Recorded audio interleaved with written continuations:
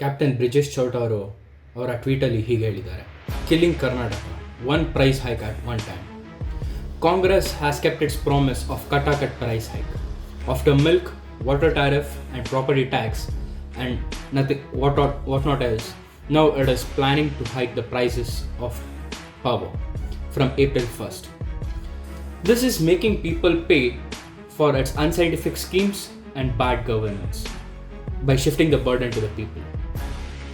In the peak summer, where people need the power the most, Congress state has been resorting to torturing people in the name of price hike. Shame on Congress. ವೀಕ್ಷಕರೇ, ಕನ್ನಡಿನ ಸಮಸ್ತ ಕನ್ನಡ ಕುಲಕೋಟಿಗೆ ಈ ನಿಮ್ಮ ಧರಣೀಶ್ ಹೆಗ್ಡೆ ಮಾಡ್ತಿರುವ ನಮಸ್ಕಾರ. DNA YouTube channel ಅರ್ಪಿಸುವ break down and analysis ವಿಡಿಯೋಗೆ ನಿಮಗೆಲ್ಲರಿಗೂ ಸ್ವಾಗತ, ಸುಸ್ವಾಗತ. ಇವತ್ತಿನ ನಮ್ಮ ಶೀರ್ಷಿಕೆ ಬಂದು ಪವರ್ನ ಪ್ರೈಸ್ ಹೈಕ್. ವೀಕ್ಷಕರೇ, ಪವರ್ ಅಂತಕ್ಕಂಥದ್ದು ಅಥವಾ ಕರೆಂಟ್ ಅಂತಕ್ಕಂಥದ್ದು ಜನರ ದಿನನಿತ್ಯದ ಒಂದು ಅಂಶ ಆಗಿ ಹೋಗಿದೆ.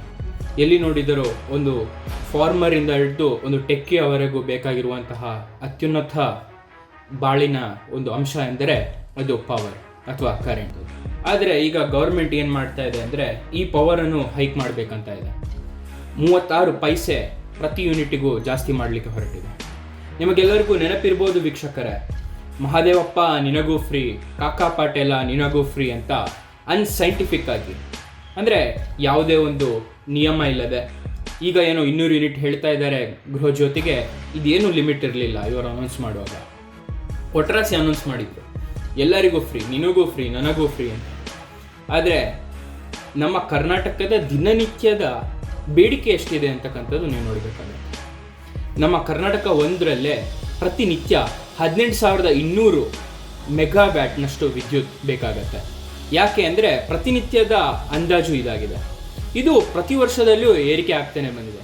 2022ರಲ್ಲಿ ದಿನನಿತ್ಯದ ಬೇಡಿಕೆ ಬಂದುಬಿಟ್ಟು 14,766 ಇತ್ತು ಮೆಗಾವ್ಯಾಟ್. ಅದಾದ ನಂತರ 2023 15,100 ಮೆಗಾವ್ಯಾಟ್ ಬೇಕಾಗ್ತಾ ಇತ್ತು ಪ್ರತಿನಿತ್ಯದ ಬಳಕೆಗೆ. ಅದಾದ ನಂತರ 2024 17,000 ಮೆಗಾವ್ಯಾಟ್ ಬೇಕಾಗ್ತಾ ಇತ್ತು. ಅದಾದ ನಂತರ ಈಗ 2025 18,200 ಮೆಗಾವ್ಯಾಟ್. ಒಂದು ಗಣನೆಗೆ ತಗೊಂಡ್ರೆ ಯಾವಾಗಲಿಂದ ಗೃಹಜ್ಯೋತಿ ಬರುವುದು ಹೆಚ್ಚಾಗಿದೆ, ಯಾವಾಗ ಜನರಿಗೆ ಪೇ ಮಾಡೋದಿಲ್ಲ ಅಂತಕ್ಕಂಥದ್ದಾಗಿದೆ, ಆವಾಗಲಿಂದ ದಿನನಿತ್ಯದ ಬಳಕೆ ಹೆಚ್ಚಾಗಿದೆ. ಇದರಿಂದಾಗಿ ಸರ್ಕಾರದ ಬೊಕ್ಕಸಕ್ಕೆ ಏಟಾಗ್ತಾ ಇದೆ. ವೀಕ್ಷಕರೇ, 18,200 ಮೆಗಾವ್ಯಾಟ್ ಏನು ವಿದ್ಯುತ್ ಬೇಕಿದೆ ಪ್ರತಿನಿತ್ಯಕ್ಕೆ, ನಮ್ಮಲ್ಲಿ ಕರ್ನಾಟಕದಲ್ಲಿ ಅಷ್ಟು ಉತ್ಪಾದನೆ ಆಗುತ್ತಾ ಅಂತ ಕೇಳಿದರೆ ಖಂಡಿತ ಇಲ್ಲ.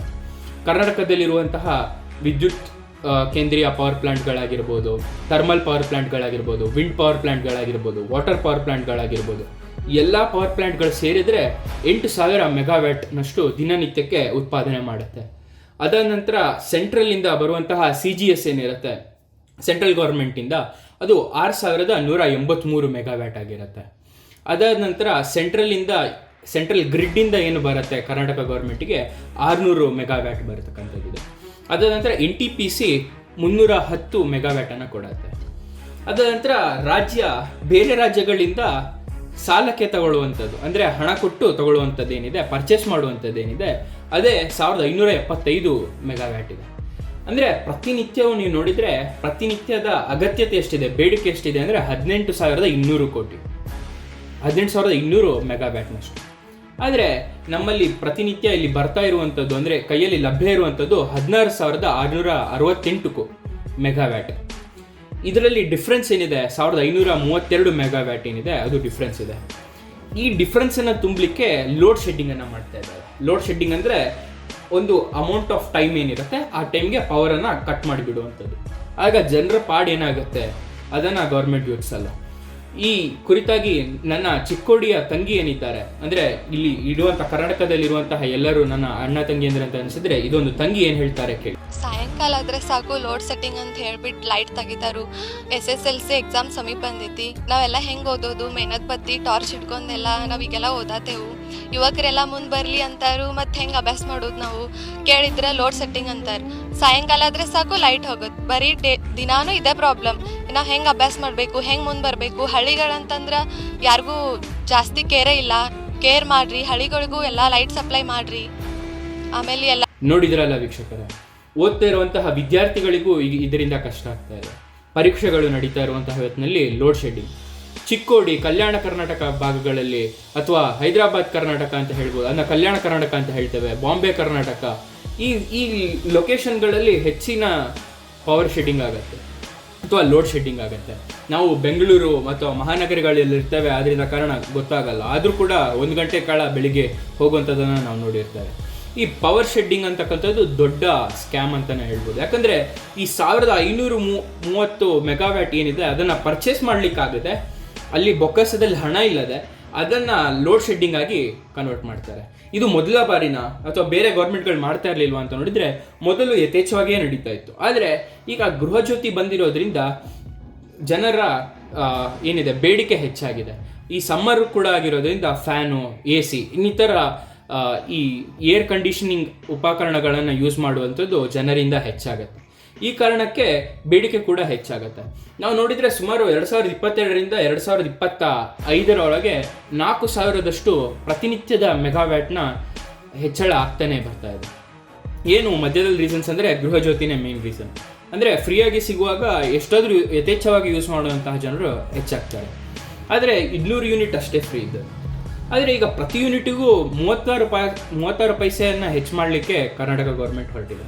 ಇದು ತುಂಬ ದೊಡ್ಡ ಸ್ಟೆಪ್ ಅಂತಲೇ ಹೇಳ್ಬೋದು. ಆದರೆ ಪ್ರತಿ ಯೂನಿಟ್ 36 ಪೈಸೆ ಅಂದರೆ ಟೋಟಲ್ ಕನ್ಸಂಪ್ಷನ್ ಏನಿರುತ್ತೆ 200 ಯೂನಿಟ್ ಮೇಲ್ಗಡೆ ಏನು ಬರುತ್ತೆ ಅದರ ಮೇಲೆ ತುಂಬ ಏಟ್ ಬೀಳಲಿಕ್ಕಿದೆ. ಅದರ ಸ್ಲ್ಯಾಬ್ ಬಗ್ಗೆ ಬೇರೆ ವಿಡಿಯೋನೇ ಮಾಡಿ ನಿಮಗೆ ತಿಳಿಸುವ ಪ್ರಯತ್ನ ಮಾಡ್ತೇನೆ.